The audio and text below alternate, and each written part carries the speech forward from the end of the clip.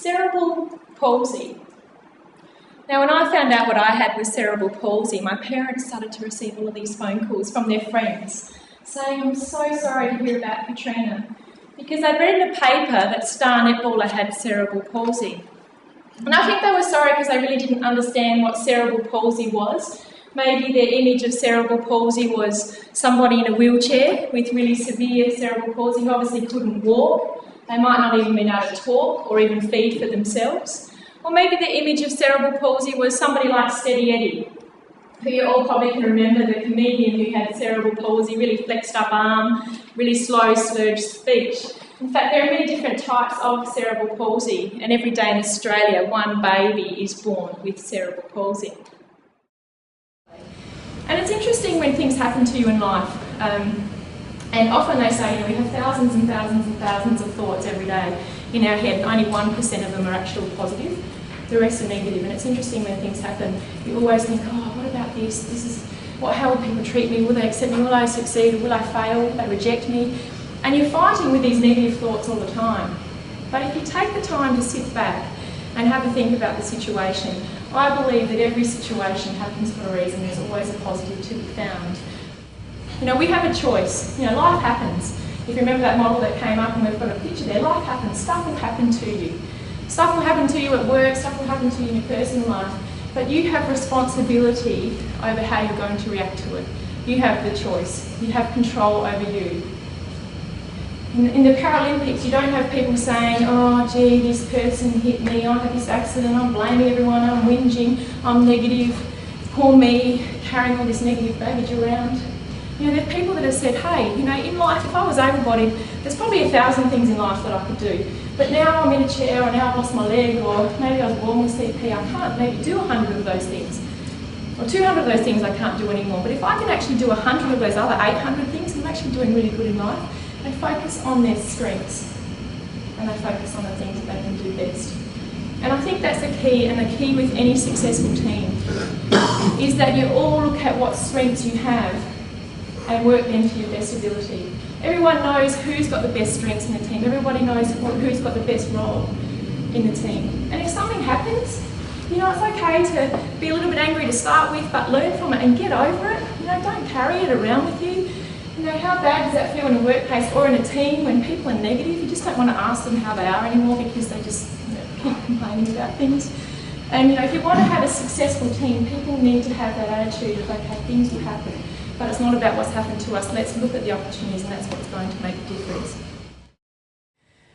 One thing I did learn, though, is because I had some talent and that if I worked hard, that could get me somewhere. And we've heard this morning from many speakers talking about working hard. If you want to achieve something, the lesson in it is that you stick to it, and if you work hard, you can achieve it. So with working hard, I was a good netballer and actually made it to the Australian Institute of Sport in 1995 on a netball scholarship, which was really exciting for me. I was living in Adelaide. I'd just finished Year 12, got accepted to go live in Canberra for a year, move out of home. So I had to make some hard decisions, and I had to look at my life and say, well, what's priority for me now? What do I need to put energy into? What do I need to say no to? How can I give myself more time every day to get that process right? So I made some hard decisions, and I really worked out what was important to me.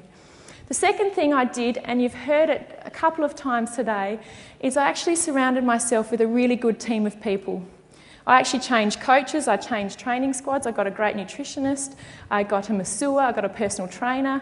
That was my athletic team. Even though I'm an individual athlete, I have a good team of people around me.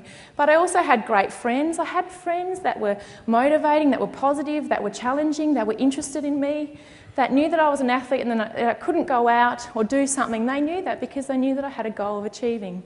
So I surrounded myself with great people, and that really has been the key to my success. I had a great team of people around me. One of the best leadership tips that I've learned and continue to use all the time is to always challenge myself, challenge the way things are done, constantly look for self-improvement.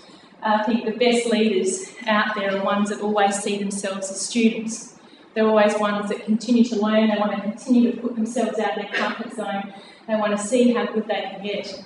And I suppose that's what I want to do with you today. I want to challenge you, I want to challenge your thoughts on some things personally, but also as an organisation, how can you do things better? If things are working well, how can you then do them better? If they're not working well, then what can you change so they are working well? You know, it's interesting when you do look at these situations, and I think the best leaders, as leaders, and if you're shaping the future, you've always got to be that person that sees the strengths and the positives. Obviously sees that there is calculated risks, but you've got to be that person that obviously sees the positives and opportunities, not only for the organisation and yourself, but for others. You know, the people out there that aren't like that, and their situation comes up and they see all the negative things and they see all the things that can fail, and they never get past that point. Then there's the people that can sort of push a few negatives aside and start to see and feel a few positives, but aren't brave enough to then take that step. But I think the best leaders are ones that kind of look at it all, then push all the negatives aside, and then all of a sudden there's these wonderful positive opportunities to be found. And I don't think it's something, I think naturally you are a positive person, but you can teach yourself to do that, to just push aside some of the negatives and find the positives. I knew that if I wanted to get gold in Athens, I couldn't do it on my own. I needed a great team of people around me with the right expertise, with the right skills. But I could choose a team that were positive, that were motivating, that were inspiring, that really were interested in me, that kept me accountable. And as I said before, I had the skills that I wanted to have. I then had to make sure that that team knew what my vision was. We had a really clear vision and we had values, and obviously I'd chosen this team because they had similar values to me. But everybody knew my vision and the values, and we created this fantastic team heading towards Athens. And that would have been one of the biggest secrets of mine. This was just a fantastic team. So have a think about, I know you have a big team, we're all here today, and often you can't choose a team in your workplace, but what you can choose is how you are in that team. You know, with journeys and with being successful and learning about winning and learning about teams, there's always some wonderful parts of it, and then there's always some obstacles and challenges. When we're not actually thinking about a task, 95% of our energy is actually thinking about ourselves and whether other people are thinking about us. And so I was soon to realise that, people weren't, judging me. People weren't, and if they did, I didn't want those people in my life anyway. But as I started to share more, people were telling me things that they had never told anybody else. And they were telling me things that they'd hidden so much, from everybody in work and their personal life, that they didn't like about themselves. And I started to realise that we all do it. And isn't that a really sad thing? The amount of energy that we waste in trying to hide something can be used in such a better field. Why are we frightened to celebrate diversity and celebrate our differences and love our uniqueness? I know it does come from, conformity. We get put in a place where we get to compare ourselves, but the biggest thing that I've learned out of this is the fact that I've got a difference is fantastic. I celebrate the fact that I've got a difference now, and I love the fact that I'm unique. And now I get to, share this story around the world because of something that I've embraced. And I tell you what, when you do become self-aware and you do, really appreciate who you are, you're like a living magnet and will invariably attract into your life people, situations and circumstances that are in harmony with how you are thinking and feeling. And it's definitely happened to me. I've attracted opportunities into my life, people, situations, circumstances that are in harmony with how I think and feel and what I put out there. So a big challenge for you all. Is there something that's holding you back to move up and to progress up as a leader?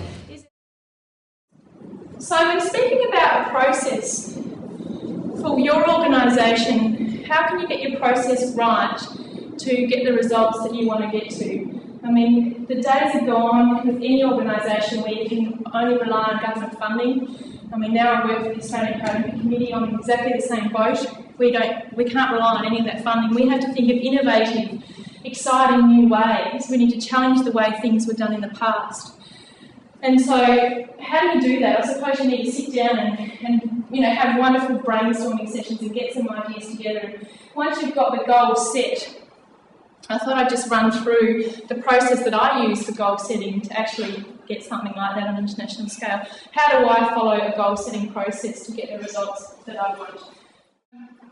Obviously, once you've set your achievable goals that challenge you as an organisation, get out of your comfort zone, try and do things differently compared to the way they were done in the past. Take ownership of the goals and be proud of them.